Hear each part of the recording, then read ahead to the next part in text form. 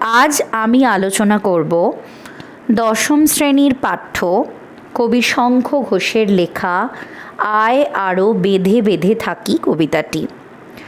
কবিতাটি কবি শঙ্খ ঘোষের জলই পাষাণ হয়ে আছে কাব্যগ্রন্থ থেকে গৃহীত।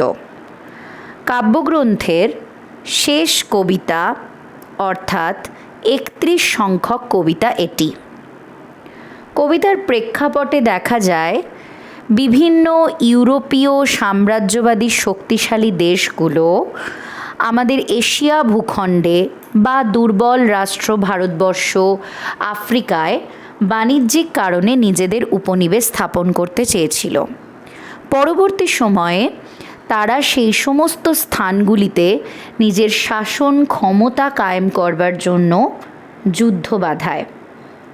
সেই যুদ্ধকালীন পরিস্থিতিতে সেখানকার সাধারণ মানুষের অবস্থা কীরূপ হয়ে দাঁড়ায় এবং সেই অবস্থা থেকে জীবন বাঁচিয়ে টিকিয়ে রেখে কিভাবে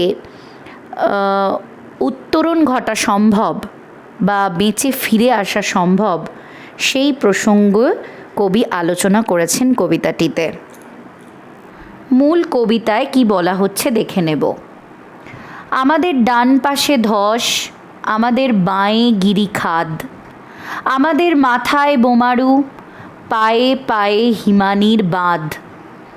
তাহলে এই যুদ্ধকালীন পরিস্থিতিতে বেঁচে ফিরে আসার জন্য মানুষ যে পথেই এগোতে চাক না কেন, প্রতিটা পথই অবরুদ্ধ বোঝাচ্ছেন কবি।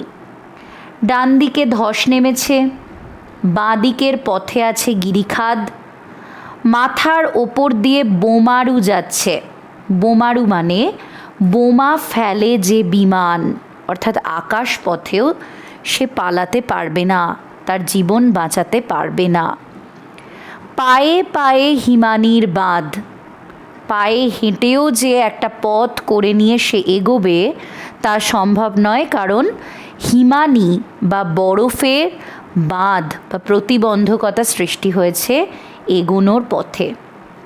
তাহলে বাঁ দিকেও যেতে পারবে না, ডান দিকেও যেতে পারবে না, আকাশ পথেও যেতে পারবে না, পায়ে হেঁটেও রাস্তা করে নিতে পারবে না। এরকম একটা অবরুদ্ধকর পরিস্থিতির প্রসঙ্গে কবি উল্লেখযোগ্য প্রতীকগুলি ব্যবহার করেছেন। আমাদের পথ নেই কোনো, এবারে তিনি স্পষ্টভাবে বুঝিয়ে দিলেন এই যে ডান পাশে ধস, বাঁয়ে গিরিখাদ, মাথায় বোমারু, পায়ে হিমানির বাঁধ, অর্থাৎ আমাদের কোনো পথ নেই বাঁচার, কোনো পথ নেই পালিয়ে যাওয়ার।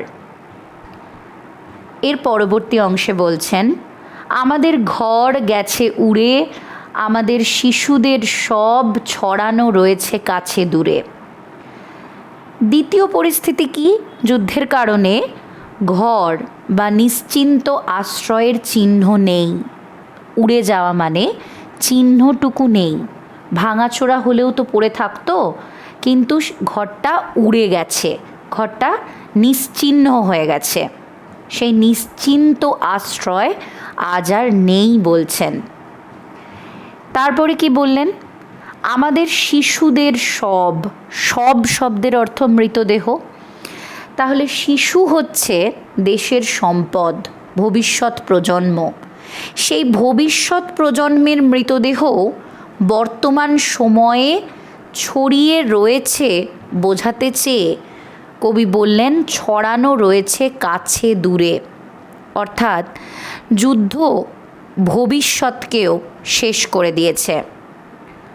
পালাবার পথ নেই, নিশ্চিন্ত আশ্রয় নেই, এমনকি ভবিষ্যতও হয়ে উঠেছে অনিশ্চিত।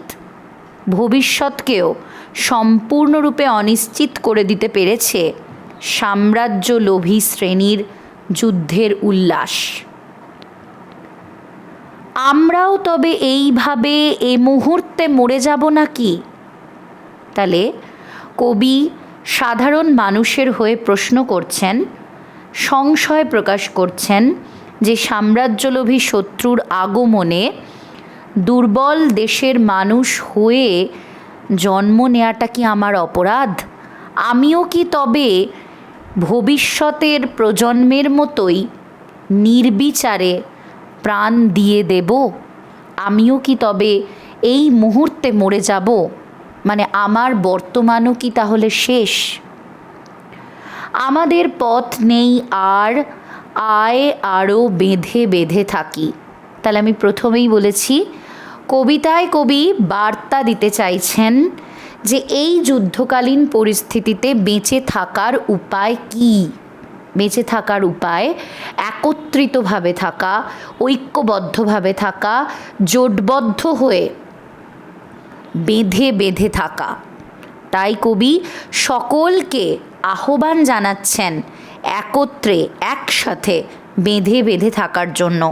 তবেই এই সংকটকালীন অবস্থা থেকে মুক্তি পাওয়া সম্ভব, এই সংকটজনক অবস্থা থেকে উত্তরণ ঘটা সম্ভব। পরবর্তী প্যারাগ্রাফে শুরু হচ্ছে আর একটা অবস্থা দিয়ে। কি সেই অবস্থা?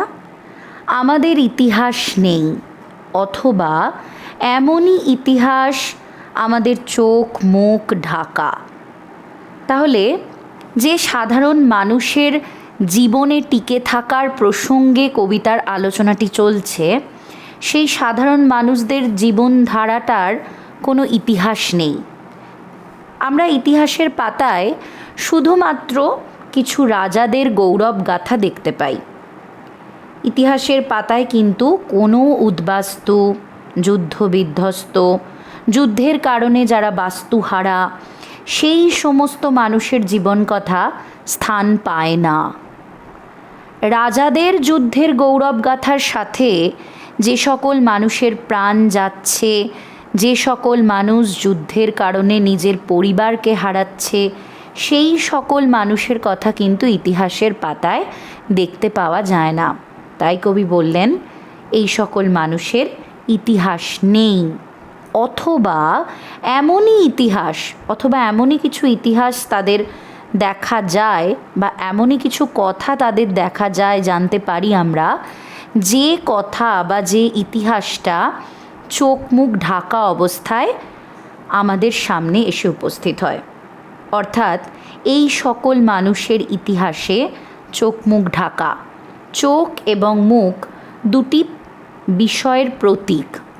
চোখ মুখ ঢাকা থাকার অর্থ হচ্ছে দেখে শুনে প্রতিবাদ করার ক্ষমতা ঢাকা পড়েছে। দেখলেও শুনলেও সে প্রতিবাদ করতে পারছে না, সে বিচার বুদ্ধিহীন অবস্থায় রয়েছে। এই যে বিচার বুদ্ধিহীন অবস্থায় থাকা মানুষের এই প্রতিবাদ করার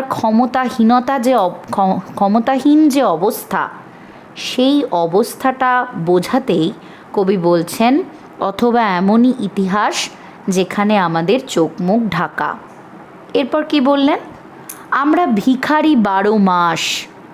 এই যুদ্ধের কারণে যে সমস্ত মানুষের জীবন বিপন্ন হয়ে পড়ে, সেই সমস্ত মানুষরা 12 মাসই যেন উদ্বাস্তু, কারণ তাদের ঘর উড়ে গেছে, কোনো নিশ্চিন্ত আশ্রয় আর নেই। তাই সঠিক বা নিশ্চিন্ত কোনো বাসস্থান তাদের নেই, তাই তারা উদ্বাস্তু, তাই তারা ভিখারি 12 মাস। পৃথিবী হয়তো বেঁচে আছে, পৃথিবী হয়তো গেছে মরে। তাহলে এখানে হয়তো বেঁচে আছে বা হয়তো মরে আছে কথা দুটি ব্যবহার করা হলো। কেন? কারণ যারা উদ্বাস্তু, যুদ্ধের কারণে যাদের নিশ্চিন্ত আশ্রয় নেই, যাদের ভবিষ্যৎ শেষ, যাদের বর্তমান অবস্থাও সংকটজনক, সংশয়াচ্ছন্ন অবস্থা, সেই সকল মানুষদের যেখানে আশ্রয় নেই, জীবিকা নেই, তাই তারা ভিখারি। আর জীবিকাহীন, আশ্রয়হীন এই সমস্ত মানুষের কাছে পৃথিবীর অস্তিত্বের থাকা না থাকা কিছু যায় আসে না। পৃথিবীর অস্তিত্ব তাদের জীবন প্রবাহটার মধ্যে কোনো বদল আনে না।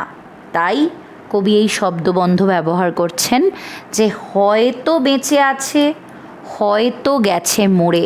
তাহলে বেঁচে থাকা বা মরে যাওয়া, পৃথিবীর অস্তিত্ব তাদের জীবনধারার মধ্যে কোনো বদল আনতে পারে না।